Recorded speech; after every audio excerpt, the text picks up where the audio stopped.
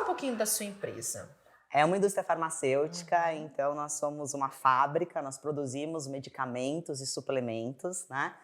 O nosso principal cliente é o médico, onde a gente leva através da propaganda médica as informações sobre os nossos produtos. E a gente tem essa linha de suplemento, onde a gente também conversa com o consumidor final. Então, toda uma linha ali mais voltada para a parte a gente chama de músculo-esquelética, que é toda a parte bem voltada para o esporte, é uma linha que eu adoro, que cuida do músculo, do osso, das articulações, enfim.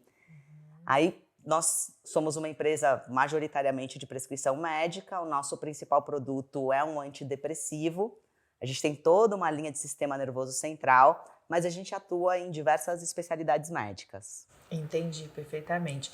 E você é chefe executiva, é isso? Chefe de executivo da Apsel, não é isso? Eu sou vice-presidente executiva. Vice-presidente executiva, gente, é chique. Da Apsen. Papai, Renato Spalletti, é o nosso presidente.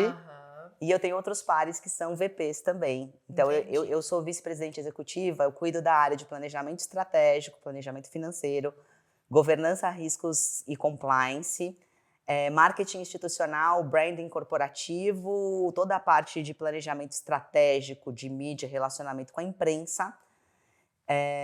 E eventos, fica na minha vice-presidência. Aí depois tem a vice-presidência comercial, vice-presidência industrial, aí tem outras áreas. Perfeitamente. E esse processo para você ser vice-presidente, como que foi esse processo? Porque, é uma empresa familiar. Foi bem engraçado. É uma empresa familiar, mas tem uma história aí. Sim. Como que foi essa história? Conta pra gente, Rê. Então, eu entrei lá no finalzinho da minha faculdade, no 4º ano, porque como era integral, antes disso não dava para estagiar.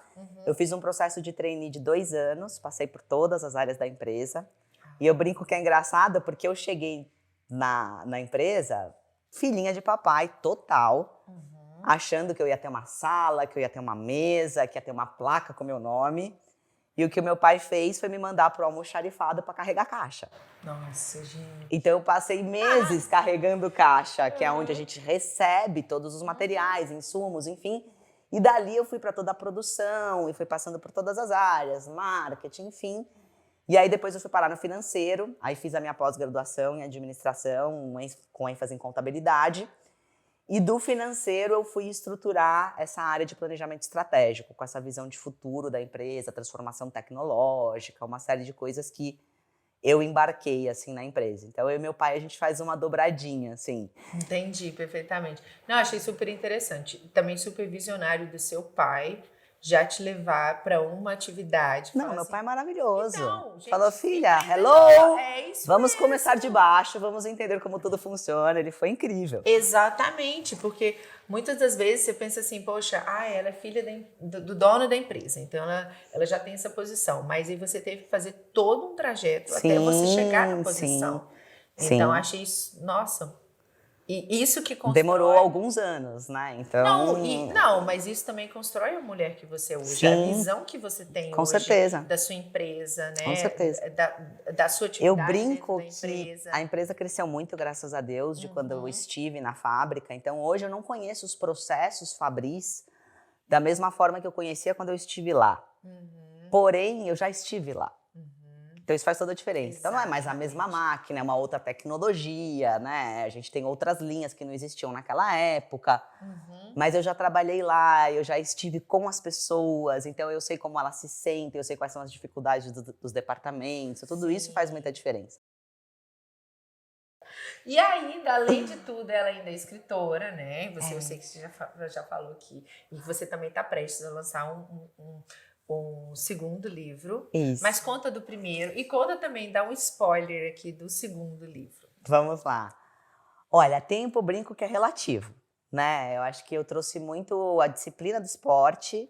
Eu me dedico ao autoconhecimento desde 2009, profundamente, assim, é o pilar mais importante da minha vida. Então, o autoconhecimento me ajudou a falar muitos nãos, a definir prioridades, enfim. Então, acho que tudo isso me permite fazer tantas coisas como eu faço. Eu sou uma pessoa que me distraio muito pouco. As minhas distrações são distrações de coisas que eu gosto e que eu quero, mas que estão programadas. Não são distrações que me fizeram sair do prumo e perder, né? Até o meu Você noivo... é muito focada. Eu sou né? muito focada. O meu noivo Aham. brinca, ele, sei lá, qualquer coisa, assim, no fim de semana, vamos fazer isso aqui. Eu falo, não. Ele fala, não tá na meta, né? Fala, não, isso não tá na meta. Mas eu não sou chata também, tá? Executivo, all the time. That's good. E os meus livros é o seguinte, meu primeiro livro chama Do Sonho à Realização. E eu fiz um livro onde eu conto a minha história, não em ordem cronológica, em uma ordem meio bagunçada, mas que faz sentido. Sim. E trago ferramentas para que as pessoas façam um processo de autoconhecimento lendo o meu livro junto comigo. Entendi. Então, em algum momento, eu me conecto com as pessoas. Ou eu já passei por isso na escola, ou eu já passei por isso em alguma determinada situação. Então, por exemplo, eu conto que eu já me divorciei, eu fui casada, e eu tive um divórcio, e eu tenho uma abertura de capítulo que eu tô rasgando o vestido de noiva, assim. Então, muitas mulheres que estão infelizes nos seus relacionamentos, enfim, se conectam com este momento da minha vida. Sim. Ou o momento que eu tive bullying na escola, ou... Então, tem várias situações que eu vou contando, mas que eu trago uma ferramenta para que a pessoa aplique na vida dela, de fato, que ela faça alguma transformação. Já o segundo livro, eu vou lançar pela editora Agente, e é um livro de negócios. Então, chama O Sucesso é Resultado de Times Apaixonados. E aí... Adorei o título do livro, gente. Ai, que bom. Adorei. Porque foi muito difícil achar um título para esse livro. Nossa. Porque o livro conta a história de transformação da Apsen. Uhum. Porque a Apsen, com 52 anos, sempre foi uma empresa onde as pessoas são muito apaixonadas e engajadas. Mas a gente não tinha uma performance tão significativa como a gente tem hoje. Entendi. 5 anos atrás, eu resolvi fazer esse planejamento estratégico, estabelecer uma meta de longo prazo muito agressiva e trazer essa transformação sem perder a nossa essência.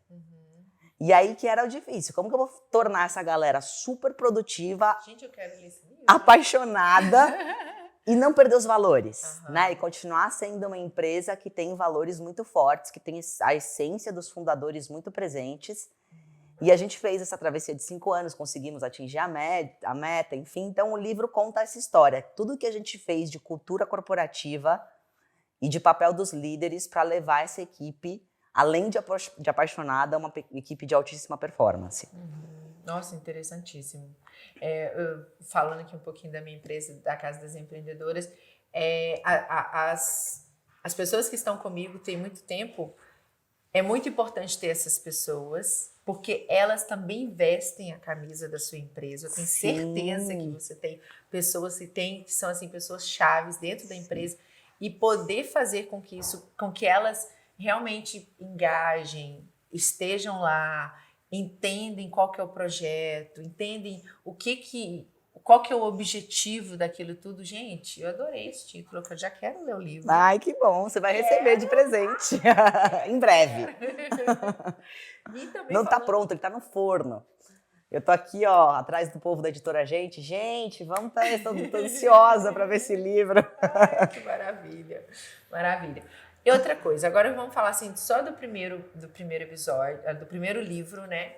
Que você falou, que você conta um pouquinho, né? Um pouco da sua história, momentos da sua história marcante, né? Sim. Marcantes. Isso inspira também muitas mulheres, né? Porque as mulheres querem se libertar, às vezes, de um casamento, querem se libertar de alguma coisa, de um relacionamento abusivo, né? E quando a gente pode inspirar essas mulheres, é muito, muito legal. Sim. E aí você falou de bullying. Conta só um pouquinho, você nem estava no script, mas a gente vai falar, porque bullying é uma coisa assim, eu tive muito bullying na escola. Hoje eu sou uma mulher completamente assim, resolvida na minha vida, e eu te vejo uma mulher tão poderosa, e é engraçado que o bullying parece que acontece com as pessoas que depois que você vê lá na frente, você pensa assim, gente, mas eu não era mais cool da escola, eu, por exemplo, não era mais cool da escola, sabe? E hoje eu me sinto assim, poxa, eu vejo para as minhas amigas e penso assim, tô bem, né? Sabe que eu reflito muito sobre isso também? Eu falo, gente, o bullying, porque hoje e tá certo, né? Politicamente incorreto, as escolas, os pais e tudo. Sim. Mas, de certa forma, o fato de eu ter sofrido bullying me tornou uma pessoa muito mais forte, com certeza. Mas, obviamente, foi muito sofrido na época. Acho que criança, né, tem uma parcela... Criança é aquela história, né? Criança, quando é boa, né? Mas quando ela quer ser ruim, ela é melhor ainda, né? É uma coisa assim, e esses desafios que fazem a gente ser melhor e melhor e melhor. O seu pai ter te levado lá para o almoxarifado, eu achei super legal. Sim. Muitas histórias legais. Quero ler o seu livro também. Ai, que bom. O primeiro também, Rê.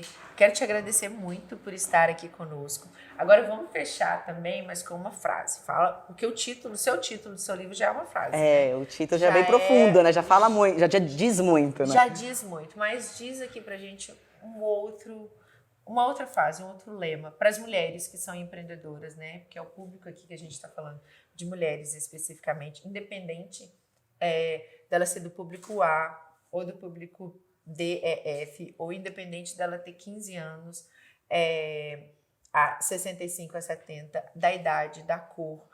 O que a gente quer trazer aqui, o que a gente conversa aqui com mulheres empreendedoras. Sim. E mulheres como você inspiram outras mulheres, né? O seu projeto de ter mulheres de alto porte inspirando outras mulheres, mentorando mulheres de empresas menores, né?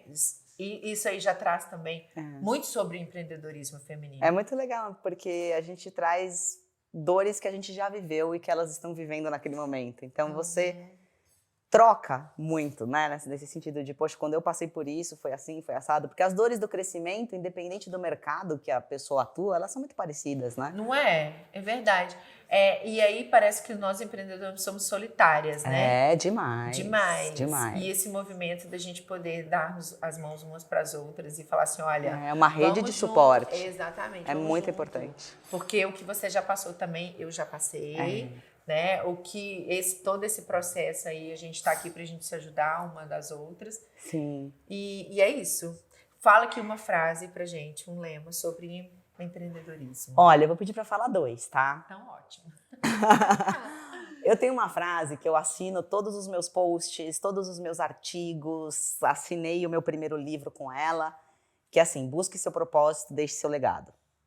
Então, eu creio que, independente de questões religiosas, enfim, acho que existe algo universal. Eu chamo de Deus, cada um chama do jeito que quiser. Eu acho que cada ser humano tem um talento. Então, eu acho que a gente tem que buscar esse talento, que é esse propósito, que é isso que a gente precisa fazer para que a gente possa deixar um legado, né? A gente não pode deixar essa vida passar em vão. Então, esse é um que eu levo para a vida inteira. Agora, para as empreendedoras especificamente, assim, o lema que eu carrego comigo, que me ajudou muito, especialmente nos momentos mais difíceis, porque nós temos que tomar decisões muito difíceis, que vão desde, eventualmente, desligar uma pessoa, eventualmente desligar várias pessoas. Eu já passei por cortes muito duros, já passei por situações complicadas nesse sentido. Acho que sempre quando mexe com pessoas é mais difícil, mas tem muitas outras situações difíceis a serem tomadas. E o meu lema é o que eu vou fazer que vai fazer o maior bem para o maior número de pessoas. Então, às vezes, por exemplo, você está desligando uma pessoa e pode parecer para aquela pessoa muito duro, enfim, mas de repente ela não está contribuindo com a equipe, de repente vai ser bom para ela lá na frente, ela pode não enxergar naquele momento, mas depois ela vai se encontrar numa outra empresa, num outro momento. E desligar, ela vai fazer o maior bem para o maior número de pessoas. Então, aquilo é o correto a fazer. Sim. Então, eu carrego muito isso comigo. Quando eu estou num momento de dúvida, de dilema, eu falo, poxa, que situação difícil que eu tenho que fazer algo, né? Deixa eu falar uma coisa. Aí você falou que estuda o autoconhecimento há muito tempo, né? Muito. E isso aí veio a partir do seu autoconhecimento, né? Sim. Porque às vezes eu tenho também essa dificuldade de falar assim, então, às vezes eu gosto muito da pessoa e falo assim, vamos conversar, vamos... Mas eu comecei também a entender muito a partir do autoconhecimento. E isso vem, né? A partir de que você sabe, que você entende, que você se conhece, e você também conhece a outra pessoa. Sim. E às vezes, com certeza, naquele momento a pessoa pensa assim, poxa, por que isso aconteceu? Mas na realidade, né, o mundo é feito de luzes e sombras. Sim. E os momentos sombrios a gente também tem que abraçá-los. Claro. Pra gente poder chegar nos momentos de luz, né? Eu falo que o fundo do poço tem mola. É isso. Se algum dia alguém chegou no fundo do poço, sabe disso. É quando você chega lá que, pum, aí você começa a subir de volta. Aham, exatamente.